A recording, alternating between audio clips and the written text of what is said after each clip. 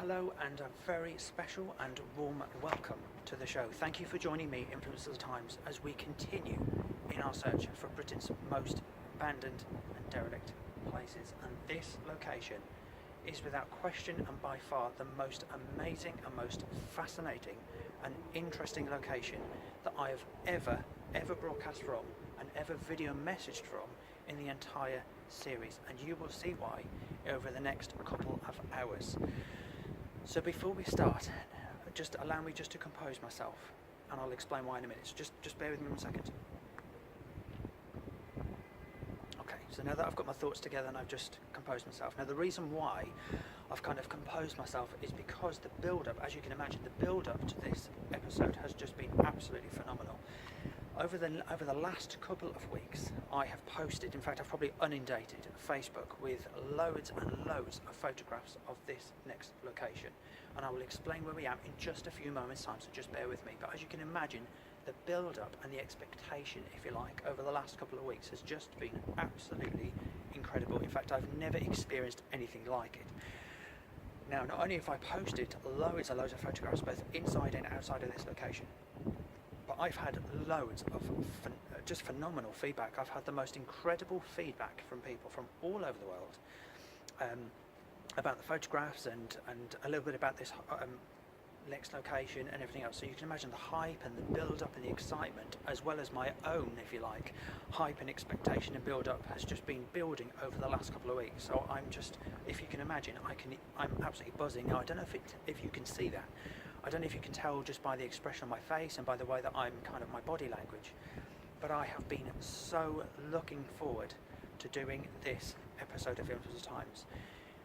Probably more than any of the others. In fact, I mean, don't get me wrong, I absolutely love and I enjoy every single episode of Influencers of the Times. There's not one single location or one single episode that I haven't enjoyed, but this has got to be probably the best, if you like, the most incredible place that I've ever broadcast from and done a live message from, and I'm just delighted to be able to come here and do this episode. So you can imagine I'm absolutely buzzing. We've got lots to get through in the next couple of hours, so just sit back and relax and enjoy this, what I hopefully will be probably one of the best, and I will certainly make it one of the best episodes of Influencers of the Times that I've ever done and possibly may ever cover in the whole series. And I'm hoping, obviously, I'm going to be able to include and go to other places just as great as this one. But this one, up until now, this is the best and most incredible location I will have covered and brought you to in the whole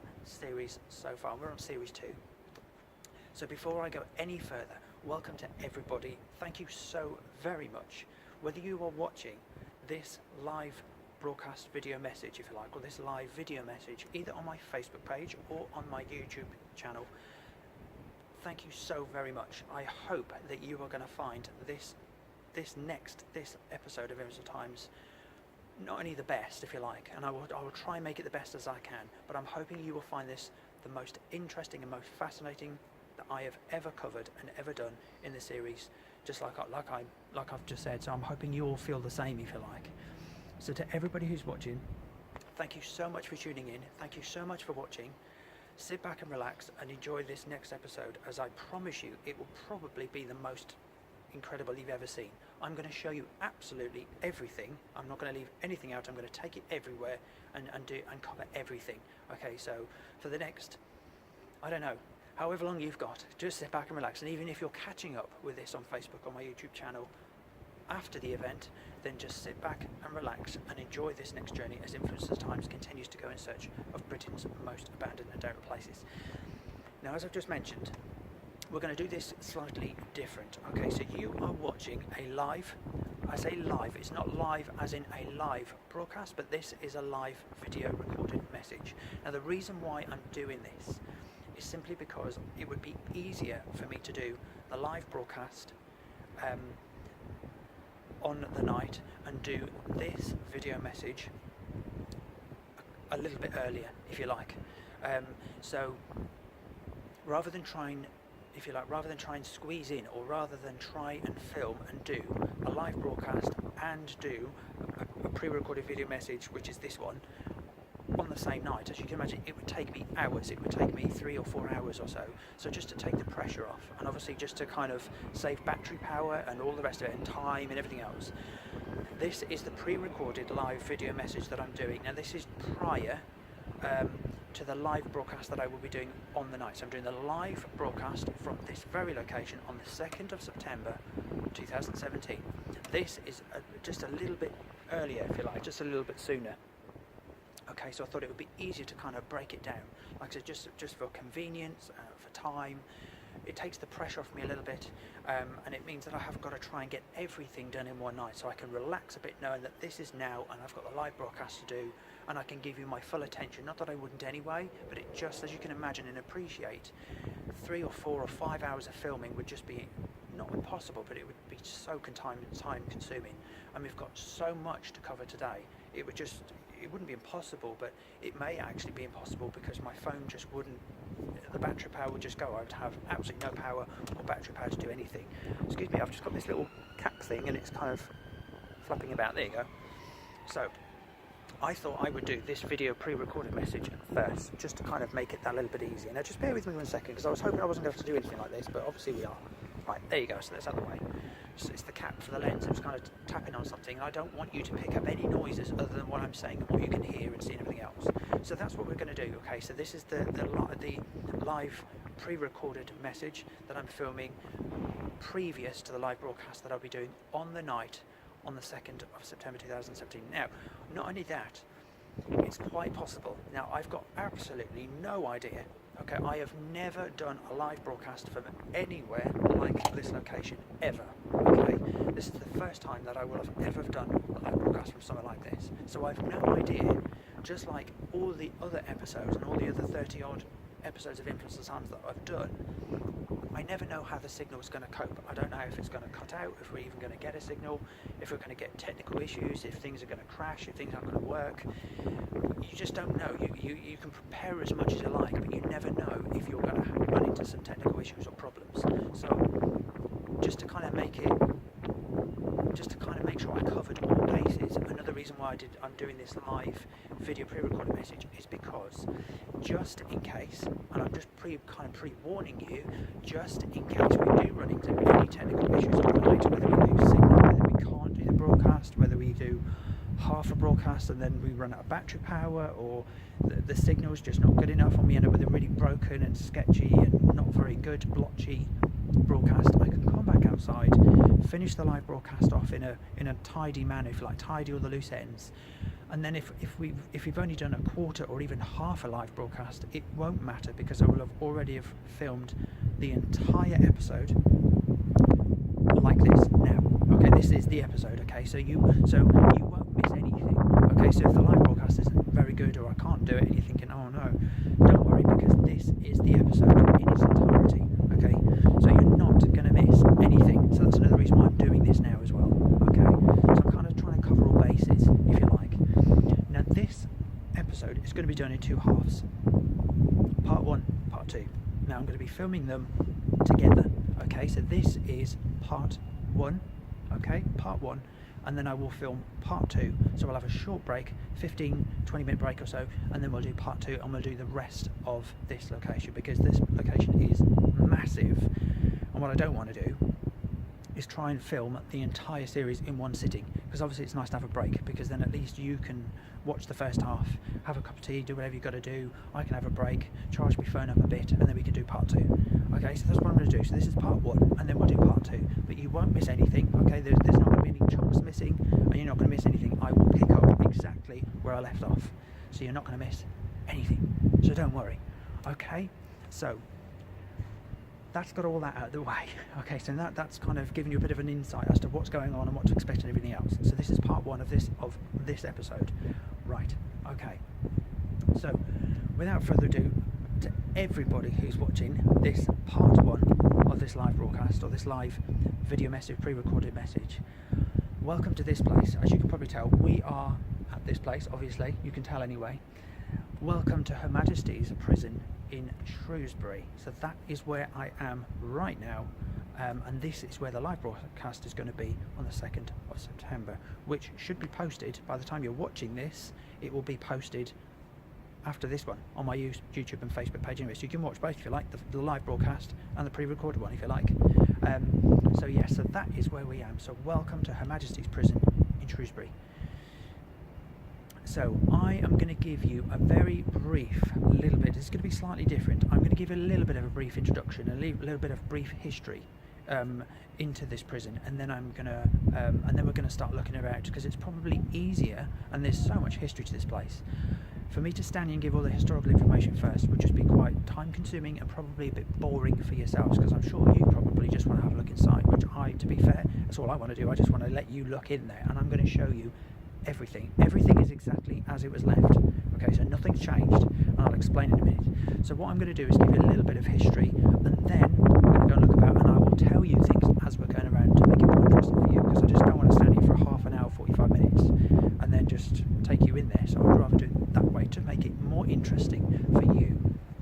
So as I said, welcome to this hopefully will be the most incredible, most fascinating and interesting episode of Infamous Times to Her Majesty's Prison in Shrewsbury. So we are in Shrewsbury in Shropshire. Okay, so we're probably about an hour, just over an hour, about an hour and 20 minutes away from Birmingham, north west. Just got my bearings, northwest of Birmingham. We're in Shropshire, and we're literally about 2 minutes away from the train station. The train station is literally just outside the, I don't mean literally outside the prison, but it's literally over the road of the outside this prison. So you can see this prison as you come up in the train. Now, if you ever go to Shrewsbury train station, if you get off and you look over towards the prison, you can see the prison sticking up above the wall, if you like, of the prison. You can kind of see it from the train station. You can see it sticking up. It's literally just there. Now, if you look over to platform 8, which is the disused platform, okay, so platform 8 is now disused. There's a high brick wall, and that is where, back in the 1700s and the 1800s, and also up until the 1900s, that is where they used to lead the First World War, or should I say, prisoners in the First World War, into this very prison. Okay, so the next time you come to Shrewsbury station, train station, have a look across towards the prison. You'll see an abandoned derelict platform, and it's all behind that. There's like a high brick wall, and that is the original entrance where they used to lead prisoners during the First World War into this very prison. Okay, so there's a little bit of information for you. Okay, so this is called Shrewsbury Prison. It's also known as Dana Prison. Now, they're not different prisons. Okay, so Dana Prison and Shrewsbury Prison are not different prisons. They're not separate prisons, they're not identical prisons, they are the same prison. Okay, so it's either Dana Prison or Shrewsbury Prison. Now, the reason why this is called Dana Prison is because the road outside this prison, one side is called Howard Street and the other one is called Dana Street, I believe. So that is one of the reasons why this is called Dana Prison, because it's on the Dana side of the street name, if that makes any sense. Also, the footbridge that runs or connects, if you like, the road outside this prison to the train station and the town centre is called Dana Bridge. Okay, so that's called Dana Bridge. Now, I believe it was in the 1960s. I could be wrong, but I believe it was something like the 1940s or 60s, something like that. I think something tells me 1960s was when the name was changed from Dana Prison to Shrewsbury Prison. I believe. I could be absolutely wrong. Don't quote me. I'm trying my best to remember all the information. I could be completely wrong. If I am, my apologies, but I'm sure it was something like the 1960s. I could be wrong. Could have been earlier. Okay, so it was originally called Dana Prison and it's now Shrewsbury Prison. This prison, okay, now people obviously look at it and think it's, you know, this prison actually dates back to 1793.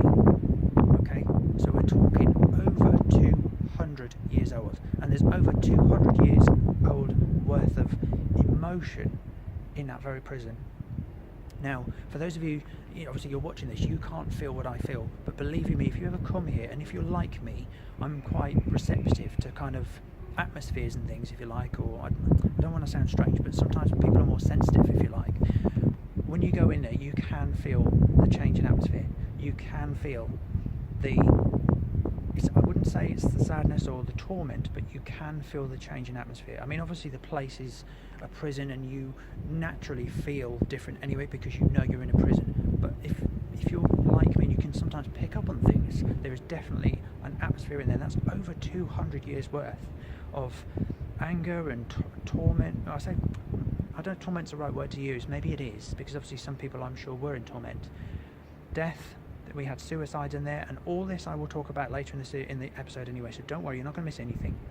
But you can imagine there's over 200 years worth of emotion in that building, embedded in those walls, which is absolutely extraordinary.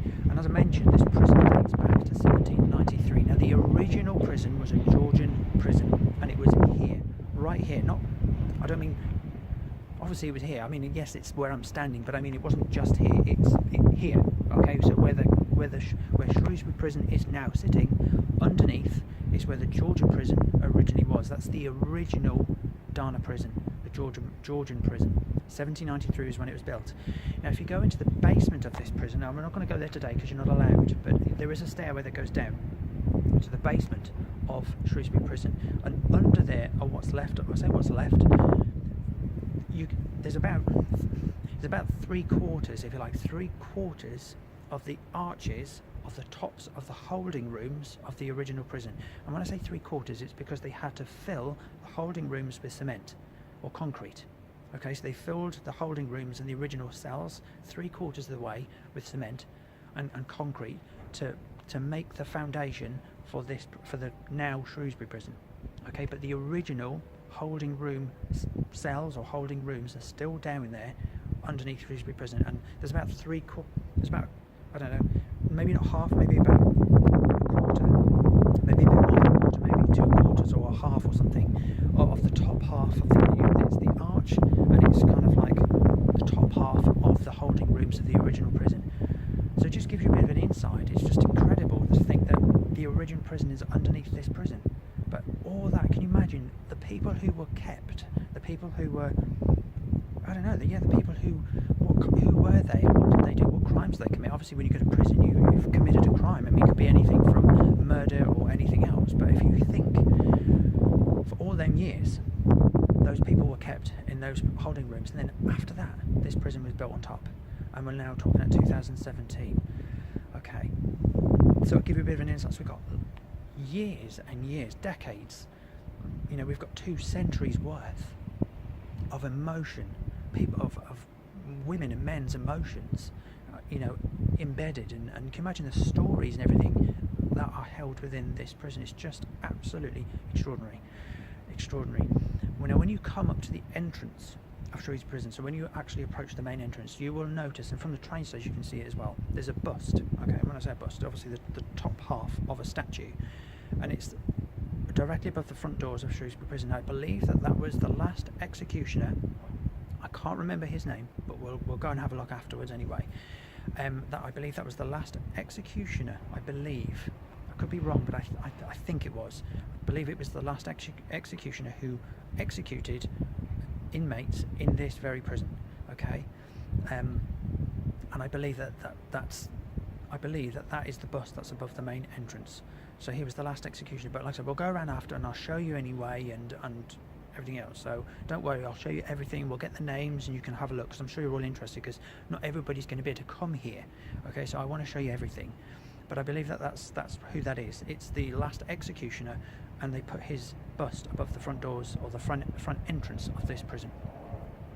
Now, probably two of the most popular questions I've been asked is this an abandoned and derelict place? And why is this an abandoned and derelict place? The first question, is this actually an abandoned and derelict location? And the reason why people have asked me that question is because they've looked at my photographs and said, well, it looks too clean, it looks too nice, and everything else. Now, compared to all the other abandoned and derelict locations that I've done in this series so far, you're absolutely right. This is the cleanest, if you like. I mean, you know as well as I do that all 30-odd abandoned and derelict places we've covered so far in the series have been completely abandoned and derelict. This is abandoned and derelict. This is a Grade 2 listed building. I believe that when something becomes a Grade 2 listed building, it then falls under the category of abandoned and derelict. So there are no inmates in this prison. This prison closed in 2013. Hence the reason why it looks so fresh and clean is because it's only been closed for a couple of years. And when I say closed, it's not closed to the public. Okay, so there are no inmates in here. There are no officers here, although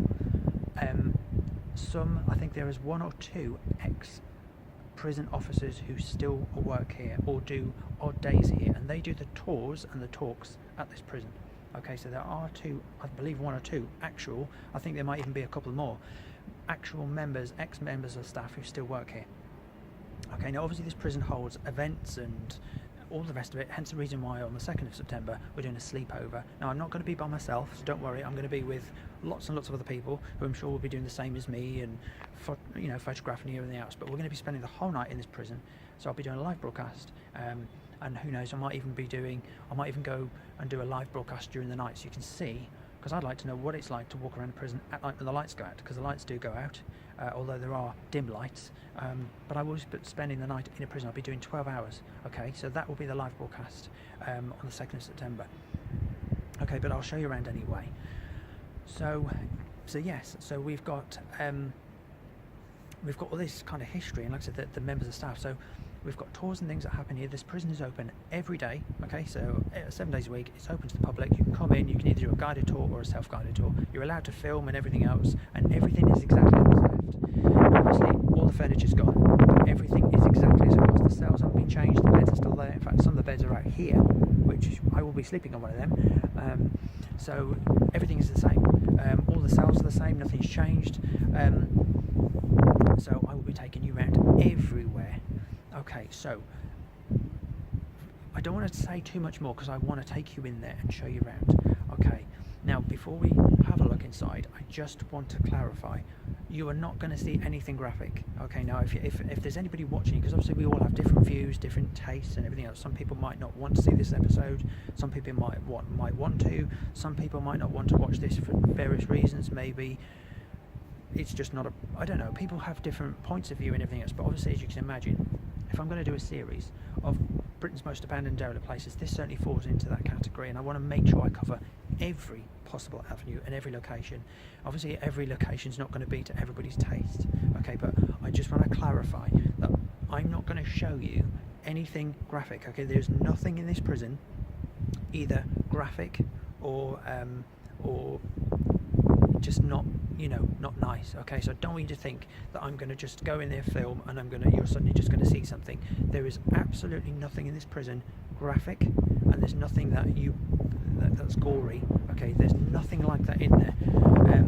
Now I will be taking you into the execution room, okay? So the execution room is the original execution room. The noose is still there, and some of the people who were there who were executed, their stories on the walls. Now I'm going to show you everything, bearing in mind I'm doing this back to front, so obviously when you look at some things you're not going to be able to read it because it will be backwards, but I will certainly I'm not going to read word for word, but I will give you the general gist of what each story is talking about. Now I may not do all of them, I may just do some of them, because some of the cells have got stories in as well, so I might not have time to do every one. But I just want to clarify that you're not going to see anything gory, you're not going to see anything horrible, okay? So don't worry too much. So, how's about stop there, and I'm going to go and take you for a look. So welcome to Her Majesty's Prison in Shrewsbury. That's about as much as I want to say right now, because I'm eager to kind of show you around and give you a good look about and show you everything, and that's exactly what we're going to do. So, how's about we go and have a look and check out Her Majesty's Prison in Shrewsbury, the most incredible, most fascinating and most extraordinary, complex location that I will ever have covered in the series so far. So sit back, relax and enjoy part 1 and part 2 of this very special live edition broadcast video message. Her Majesty's Prison in Shrewsbury. Okay, so let's start looking about this prison. So what I've done is I've started outside because I thought it would be easier just to show you outside first, then we'll go round the front and I'll kind of show you the front of the entrance, and then we'll make our way through kind of like the front part of the office or the front part of the building first, and then we'll make our way through that way. So we're in obviously the outside of the prison. Okay, now you have to bear with me because I've managed to get rid of my bag and my tripod, so I'm going to try and hold this as steady as I can, rather than try and clumsily move my camcorder attached to the tripod around this place, which is impossible. As you can imagine, there's loads of stairs and metal and bars and everything else, so it would just be a nightmare. So rather than do that, okay, I'm holding the camcorder, so you're going to have to bear with me if it's shaky. I'll try and hold it as best I can. I'm not going to be holding it like this all the time, don't worry. I'll be round the back in a minute and I'll be showing you everything. But just to kind of give you a look. Okay, so let me just spin around so you can see. Okay, so we've come, so the front is around that way, okay? So we're going to go back around that way in a minute. Now I'm not going to take you all the way up the other end. I'm not going to take you all the way up there, but I will show you briefly, very quickly up there. Now I don't know what these are for here. I don't know. There's numbers. Obviously it's back to front. Don't worry. It's not back to front in real life. It's because I'm doing the front camera of my mobile phone and the camcorder is back to front. But number 2, and you've got, I believe it's like number 3 and number 4 is right at the top there. So you've got different, maybe that's, I don't know, maybe that's where inmates were put into groups. Okay, so that might be where inmates, once they were, before they were allowed to kind of do anything out here, or when they were called back, maybe they were called into groups, into almost like levels. So maybe this was like level 2 of A wing, level 3 of A wing, and maybe they were led in groups like that to make it easier. I could be wrong, I don't know, but that's possibly what that could be. This is the actual pitch where they would have played basketball and football. Okay, so this is the pitch. Okay, so everything you are seeing is absolutely genuine. Nothing is replica. Nothing has been modified. Everything is exactly as it was left in 2013. Now I'm starting to feel more excited because we're now getting into the nitty-gritty of this episode, which is really what I want to do. Okay, so I can't wait. We've got so much to look at. I just can't wait. Okay, so this is the actual pitch. So to give you an idea, so obviously they've taken, these would have been for like railings or bars or whatever, they've taken them away for health and safety. But this is the pitch. Okay, now the cameras are still there, all the cameras still work. We're not going to get stopped or into trouble for doing this, don't worry. All the security cameras still work. Okay, they are still working.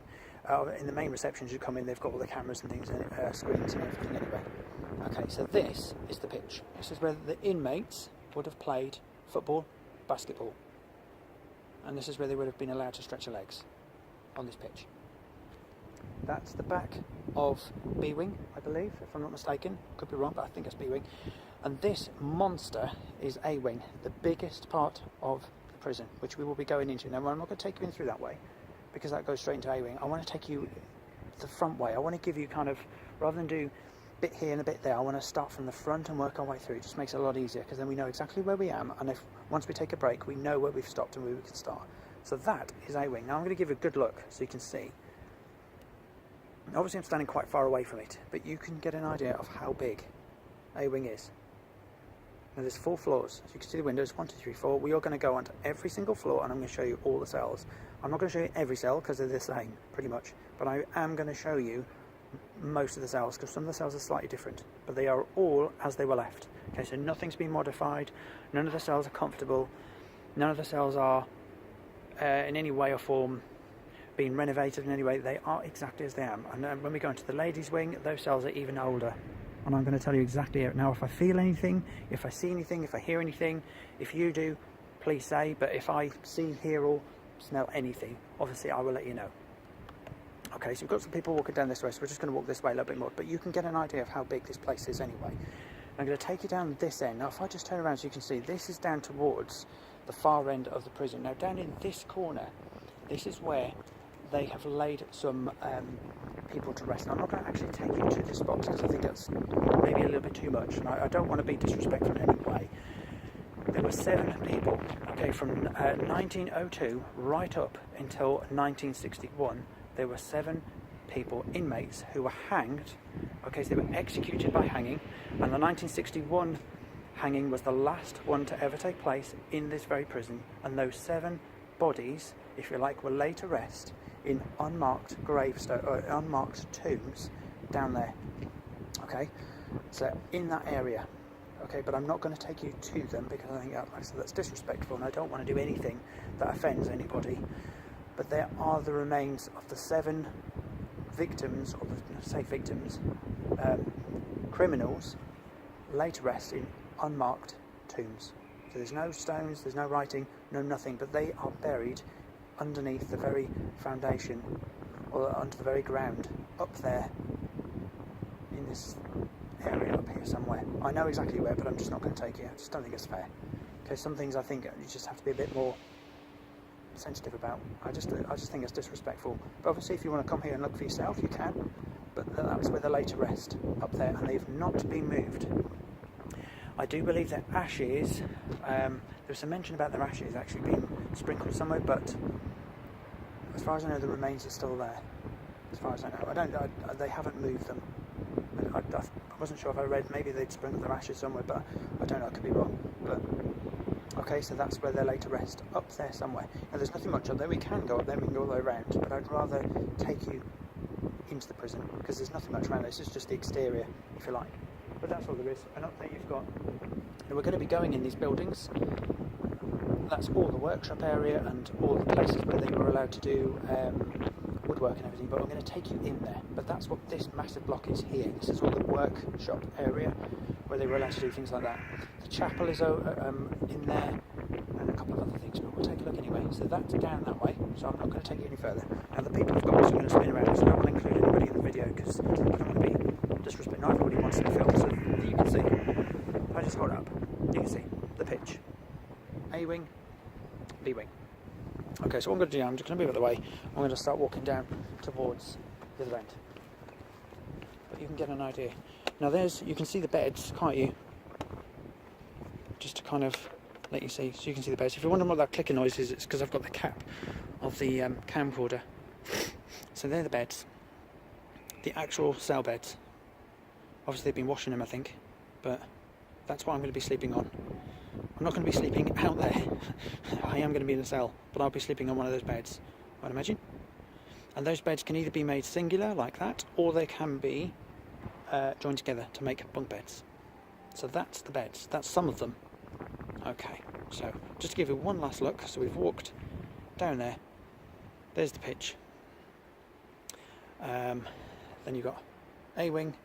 Just get my head out of the way. A-wing. I was looking down towards the workshop area, and if I just spin around, you can see behind us, it's kind of like B-wing. Okay, so let's go around the front, because this is where it gets a bit more interesting now. Okay, so we've got lots of different rooms and stuff I'm going to show you. So you walk down here, pretty much follow the yellow lines. Okay, so just to give you one last look, as you can see, so that's now looking all the way down. You can see A-wing sticking above the top. Okay, so we're just going to make our way around. Okay, so we're now making our way around to the front of the prison. Okay, the entrance, if you like, into the prison. Okay, so I'm just going to spin the camera around this way because obviously we've got some other people, and I don't really want them to kind of feel that they're in the film. So we're just making our way around the front. Okay, so we're now standing in the main entrance as you come into the prison itself. Okay, and I'm going to take you, we're going to go in that way. Okay, so we're going to go and have a look at that in a minute, but this is kind of like the main entrance. So this is the courtyard. So just bear with me because this cap's really beginning to frustrate me now. Okay, so I've got it in my hands. So this is the courtyard. So if I just spin around, so that's going into the front of the building, so we're going to go in that way, but just give you a look. Okay, so if I just move there, so you can see that's the execution room. So if you look up, I believe it's up there, that's the execution room there, which we're going to be going into in a minute, and that's looking around to the front entrance. So that's the entrance as you came into the prison. That's the main entrance coming in, so that's how you would have come into the prison. Then you would come into the courtyard. So this is the courtyard. So I'm going to spin the camera around. I'm going to take you into here. This is the first bit we're going to go into. So you can see all the gates and things are still there. We're going to walk in. I'm just going to make sure that that's it. We're not into. Okay. So when you came into Shrewsbury prison, you were immediately brought. Keep looking over there. You were immediately brought into this place. This is where you were first taken and brought into. This is the holding place. So this is where you're processed, changed, measured, fingerprinted, and all the paperwork and documents were filled out before you went into your cell. Okay, so immediately as you come in, you've got two holding cells. Okay, and obviously it's still got the sign on the door to tell you what it is anyway. So this is your holding cell. All right, and I'll take you in this so you can have a look anyway. But just to give you an idea of where we look, I think we've got, so there's lots of little rooms and stuff. So yeah, we've got one holding cell, And then we're going to go and have a look at this bit here. So let's just go into the holding cell. So this is where you originally came. Alright? You can see how tiny it is. You can probably tell just by my voice, it's just so tiny. I'll just show you. You've got the benches. And you've got a tiny toilet. And that's all there is. Yeah, so you've got your toilet and you've got like your saloon style door. And that's it. You can see it's all metal. So there's no way you can hide anything, but you can just see how tiny it is. And then you've, behind the thing there, you've got, I don't know if you can see it, there's a sink there. It's tiny, as you would imagine it would be. So this is the holding cell. And then you were allowed to sit on these benches. You've got 2 benches, and I don't know if you sat in here with an officer or not, I don't know. Obviously you've got a monitor screen there, there's the camera and there's the monitor screen, so they can basically watch what you're doing. Okay. So yeah, so this is the first holding room as soon as you come into the prison. And obviously all the locks have been removed from the doors, but you can just see how the door would have been locked. And then you've got like you've got these like offices. You've got an office here. This would have been obviously for staff, because you know, you've got lots of sockets. You've got your sink and your soap, and obviously they've got a toilet and stuff as well. Well, men's anyway. But this is like the offices. So whatever staff were working in this section of the prison, this is their little office. So it's quite small. Just trying to show you everything, so you can see. So you've got everything there, and obviously they could have written things on the board. I don't know, you know, whatever prisoners they had being held, they could have written under the influence of alcohol. They could have had needles found. They could have written anything on that board that would have been of interest. Okay, and then they had like a little locker, or maybe that's where they would have kept the holding prisoners' personal belongings. It's the things that would have been dangerous, I guess. Okay, so that's what this is. So then we go through. So we come through. We're just going to come out because we've got some people just looking through, and I just want to be respectful to other people. So we'll go back through there in a minute and have a look. So yeah, so that's where they were taken, in there. And so we'll have a look in a minute. As you go through to where we were going to go, you've got 2 changing rooms, almost like changing rooms with like saloon doors. All the doors were only half, because obviously they wanted to see the whole person. So they had like half a door, and they were allowed to change and get into their whatever clothes they were allowed to wear. I suppose it was like minimal clothing, if you like. And that's what they did, and that's where they were processed, in there with all the paperwork. So we're going to take you in now, because I just don't want to be disrespectful to other people. So this is obviously where all the officers registered all the paperwork. Yeah. This is, now we're coming into where they were changed. This is another holding cell. So this is for a normal prisoner. Now on the other door it said VP prisoner, and I don't know what that means. Would that be vulnerable person? That might well have been. So that might have been the holding cell for a very vulnerable person, and this would have been the holding cell for a normal prisoner. Okay, so somebody like me, possibly. I'm hoping I wouldn't have been put the vulnerable person, but this, okay, now every prison cell has got these, and you'll see on A wing, outside every cell, so you've got this, you've got light, attend and reset, and that's the light in case there was an incident or something, but it's all there. Okay, so we'll come in here and I'll show you. So this is the holding cell for a normal prisoner. I believe only one prisoner would have been in here, and it's bigger. You've got a large window, so officers could have seen, window in the door, another camera above the door, quite a large seating area. And they've got this, I don't know what this was for, maybe it was a drinks machine, what's left of a drinks machine or something on the wall, so maybe that's what that was. And then again they had a small toilet, which is just very bare. I mean look, it's literally just a metal pot, pretty much, and that's it. And behind the door is a sink, and then you've got your saloon door. So this is another holding cell. There's the monitor screen up there as well, so they can obviously see. So the prisoner who's in here, could see themselves and know that they were being filmed. Now, I believe that these were not, one person was in here at a time.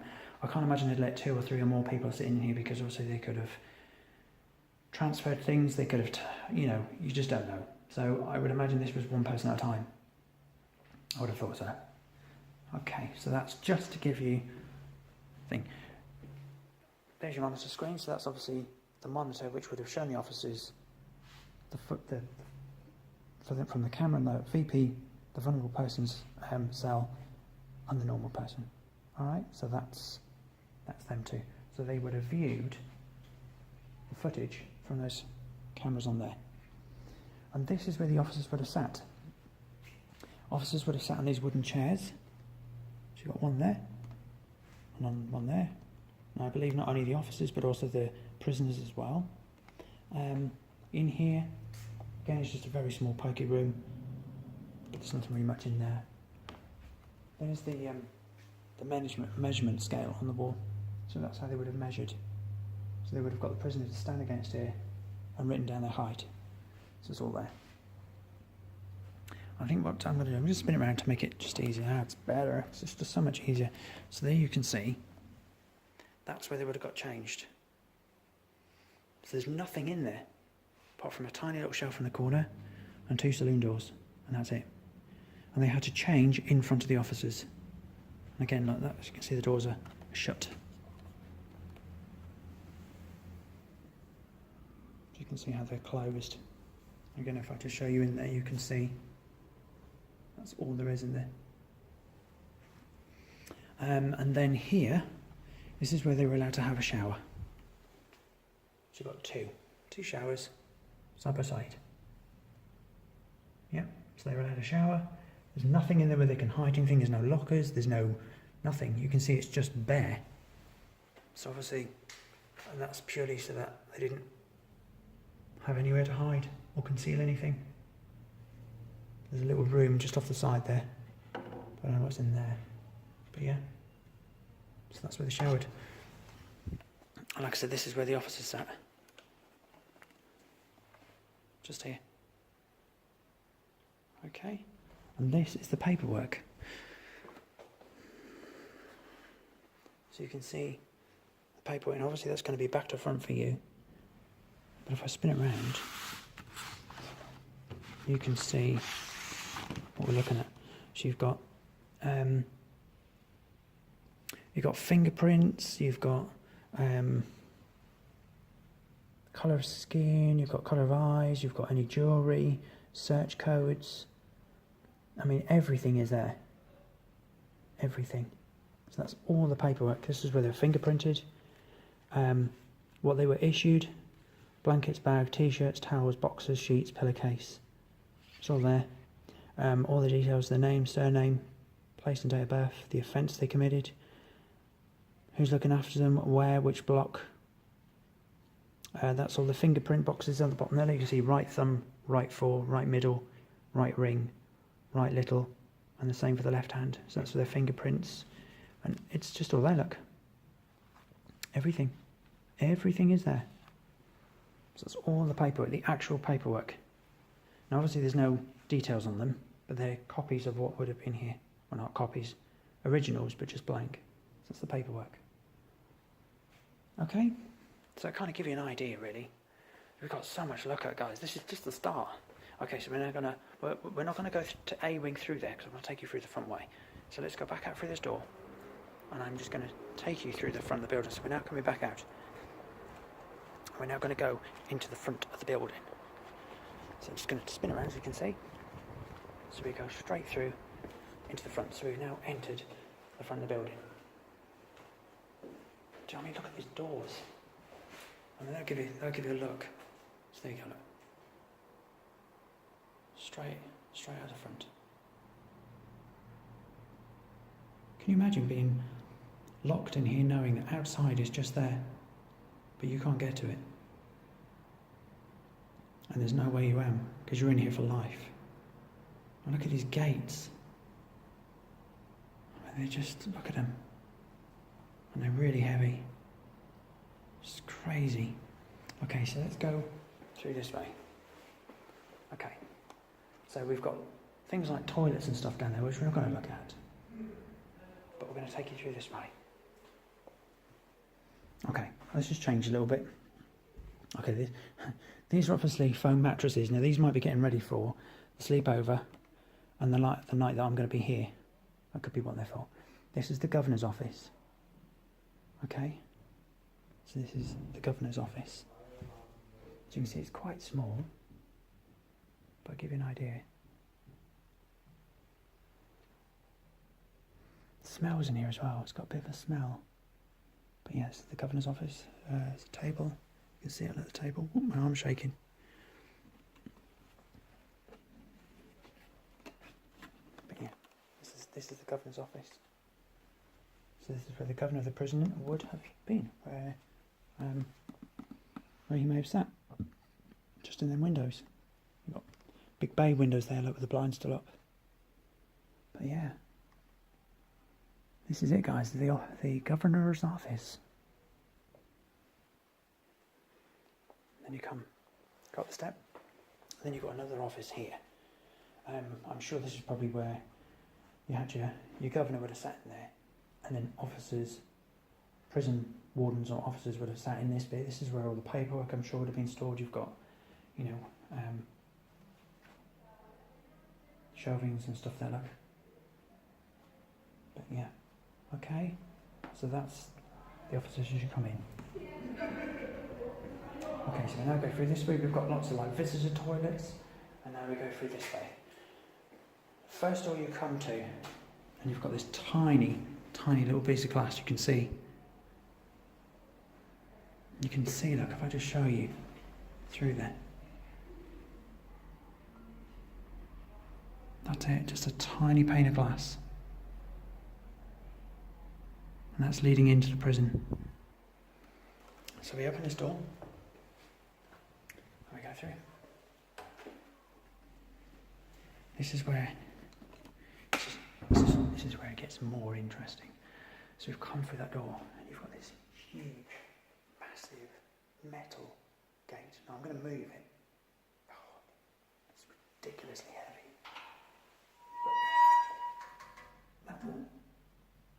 That'll give you an idea.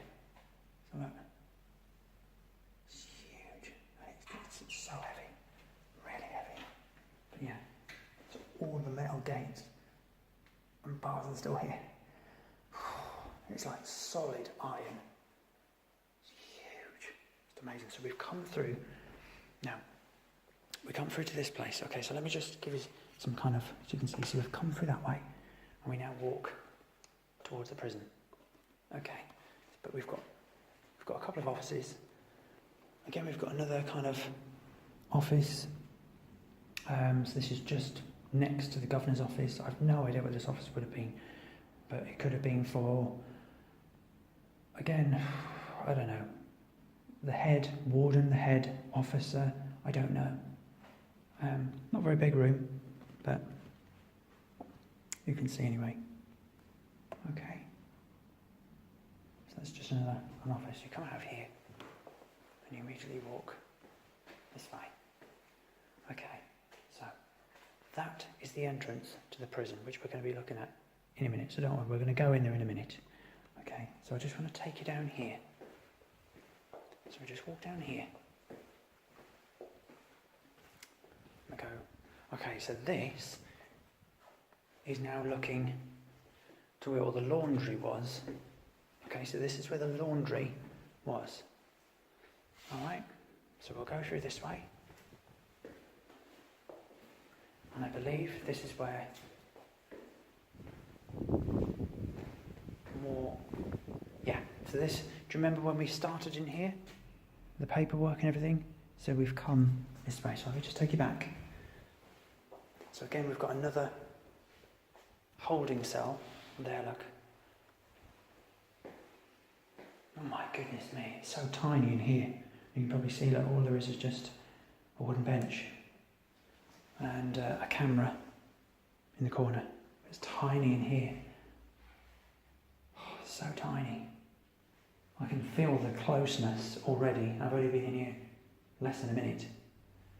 And it's just, I feel really enclosed in here.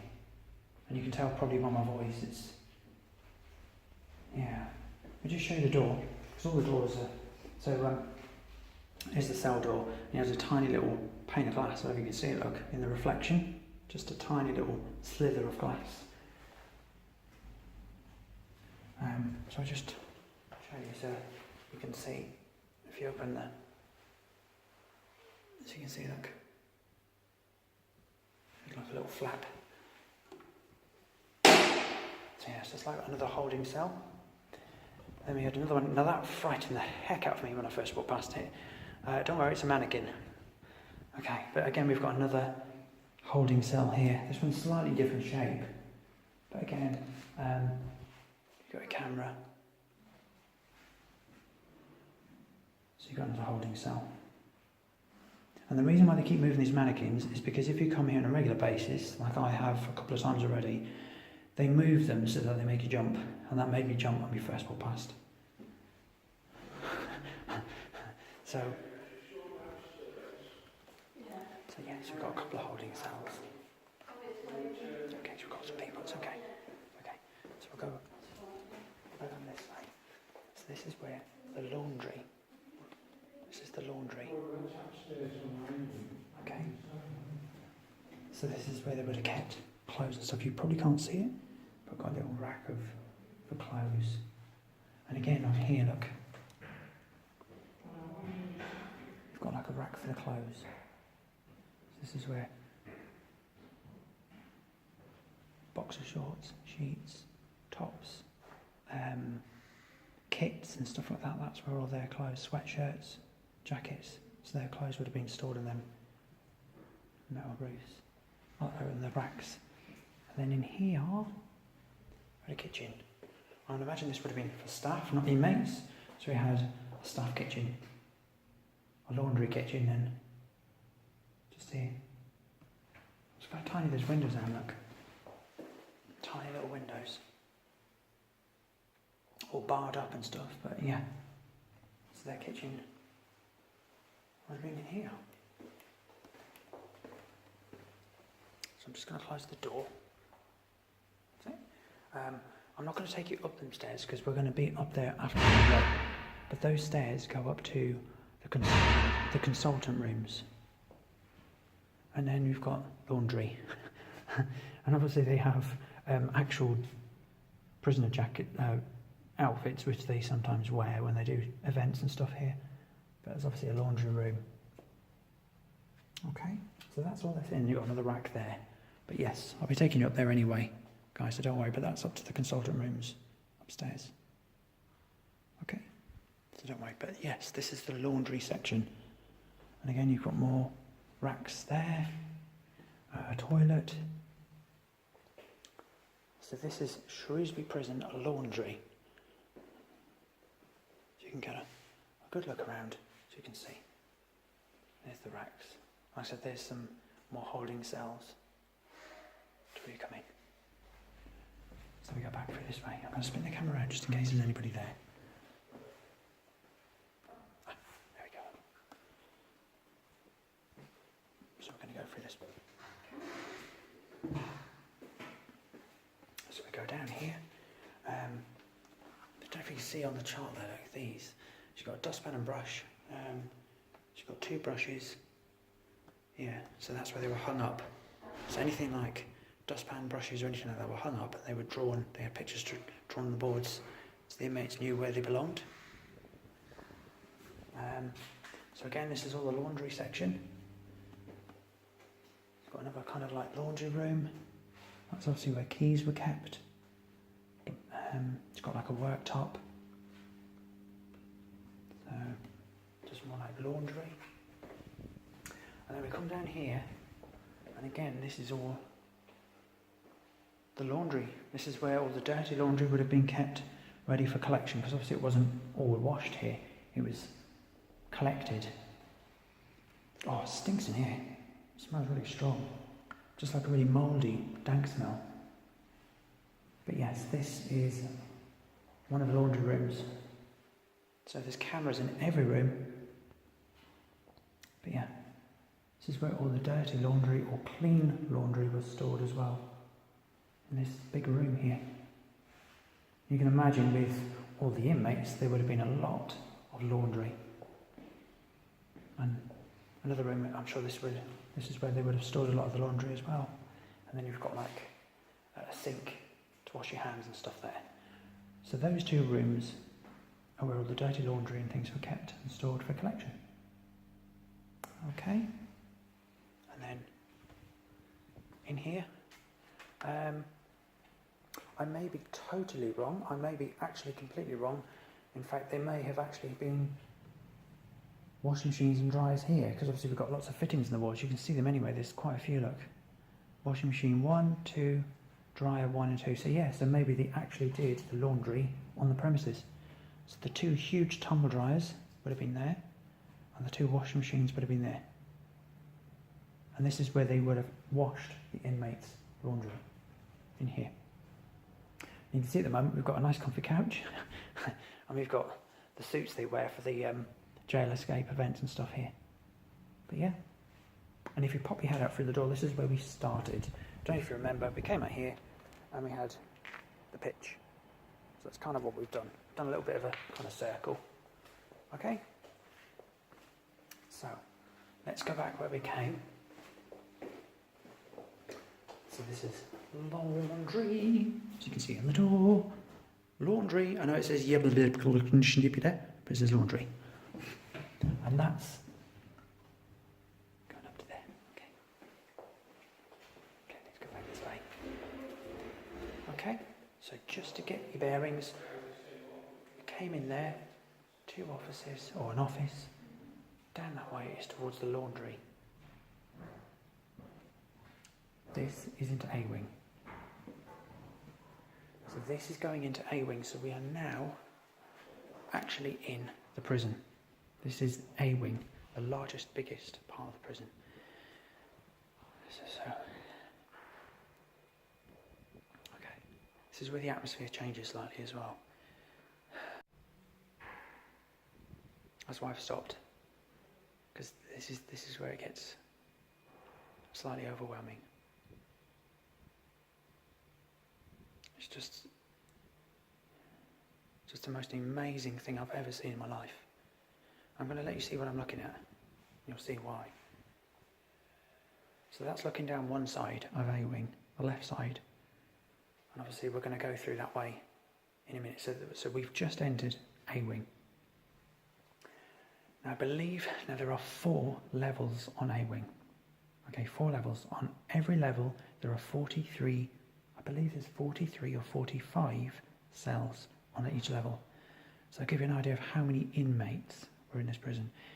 Now it does say, and what I didn't do was before we came into prison, I did say I would answer both questions. The first one was, is this abandoned derelict, and why? The reason why this prison is abandoned and derelict is because it became overcrowded. I believe it was in the 1980s, something like that. I believe 1980s. There was something like 800 too many, 2 prisoners. I think, this prison can hold nearly 1,000, something like that, 1,000 or just over 1,000 inmates. And I'm sure it's like in the 1960s. I could be wrong, but it could be it was either the 1980s.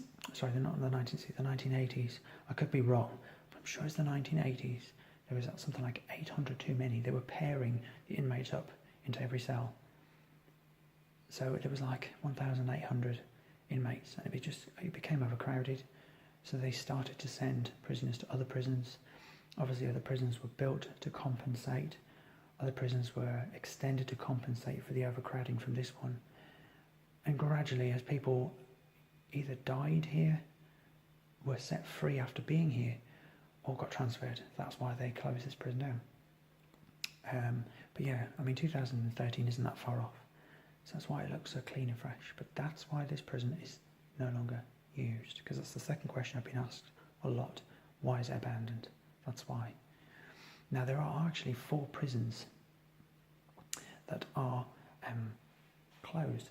You've got Shrewsbury, Worcester, Gloucester and Shepton Mallet, which is down in Sussex or Surrey. So there's actually 4. Maybe there's some people coming, so we're going to go. So This is prison 43, so as soon as you come into the A-wing, you've got a cell straight here. So let's go and have a look. So this is cell 43 of level 1 of the A-wing. I'm just going to look. Now I have no idea. People have been saying to me, which cell are you going to sleep in? I have no idea. I actually don't know. This is the cell. This is probably the most comfortable looking cell in the whole prison. You've got 2 bunk beds, you've got bunk beds, look. It's got bottom, top. If I say comfortable, not hard. You've got a little pokey window, just there. Okay, so you've got bunk beds. And then you've got a sink in the toilet.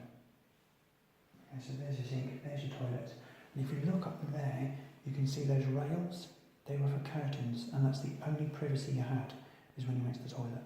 So you could pull them across, go to the toilet, then you had to draw them, and that's it. That's all that's in here.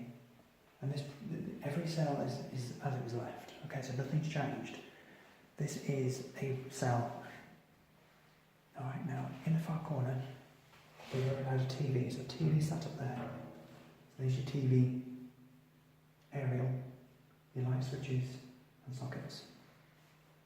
And that's it.